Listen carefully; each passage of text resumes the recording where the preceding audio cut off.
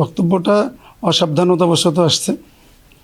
আর এই বক্তব্যটা যেহেতু পারিবারিক বিষয়ের, পরিবারের সাথে আমরা বসছি, একটা স্টেটমেন্ট দিয়ে কিছু কথা বলছি মিডিয়ায় অলরেডি। আর সংসদের একটা যেহেতু কার্যবিধি আছে, সেইটাতে আমরা প্রপার চ্যানেলে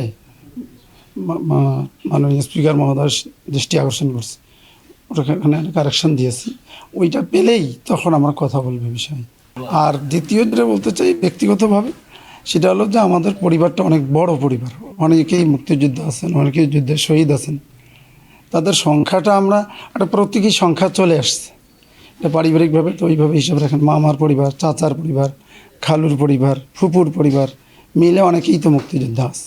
সংখ্যাটা তো ছিল একটু প্রতীকী সংখ্যা দিয়ে বোঝাতে চেয়েছি যে আমাদের পুরো পরিবারটা মুক্তিযুদ্ধের একটা ত্যাগী পরিবার। আমাদের তো সবার বাড়িঘর কিচ্ছু ছিল না। আমার আব্বা যেটা বলে, আমার দাদা যেটা বলে, এই আর মূল বিষয়টা ছিল যে বাবা যুদ্ধে শহীদ, এই কথাটা ঠিক হয়, এইটুকুই। অসাবধানতাবশত এটা চলে আসছে। ধন্যবাদ।